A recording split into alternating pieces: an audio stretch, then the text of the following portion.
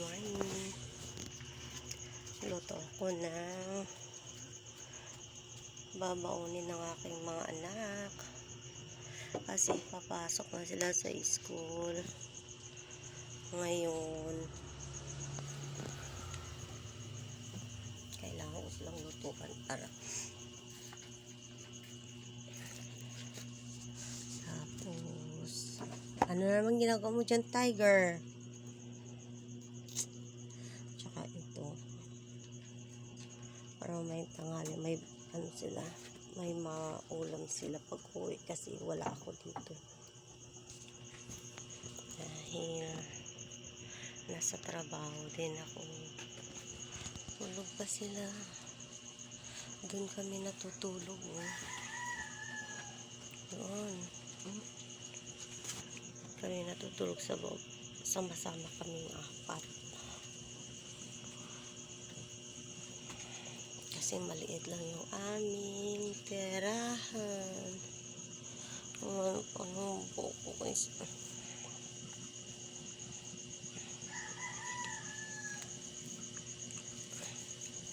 tanggalin ko na to.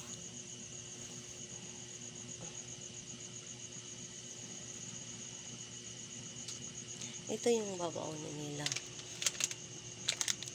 Ito, puton sila ng ham. Tapos 3 hotdog. Yan ang lutuin ko ngayon. Nagsaing pa lang ako ngayon. Yung bahay namin, tagpi-tagpi. Kapitbahay namin to. Kasi yung tirahan namin barracks lang kasi to barracks ng mga construction. Kaya dikit-dikit ang mga tirahan dito.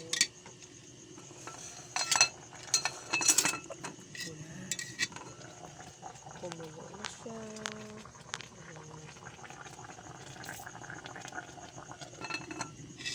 Kumulo na ang aking sinaing. Mamaya magluto na rin ako ng ulam nila para ang aking mga anak ay makapag-almusal na.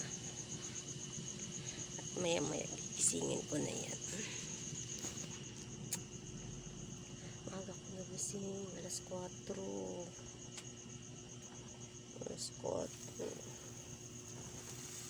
Ho! Piya! Mapaw. Wala. Mapaw siya.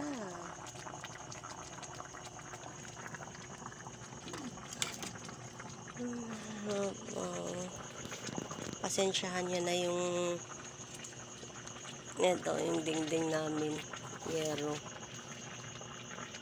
kasi hindi namin sariling lupa itong pinagtayuan, hindi sa amin to, sa boss nila ito.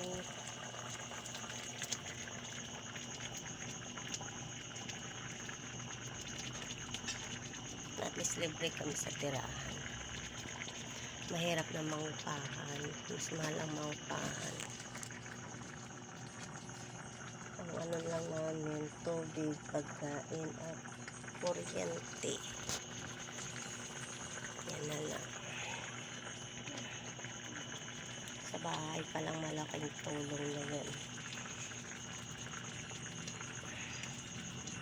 Yan, liit ng aking tahanan. Tulog pa sila. Yung isa ko din tulog pa. Sana tulog pa nga.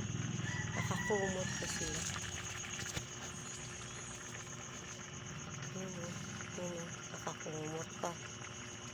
Ayaw pa nilang magsigising. Kung wala kong lalaki, graduating yan itong taon na to.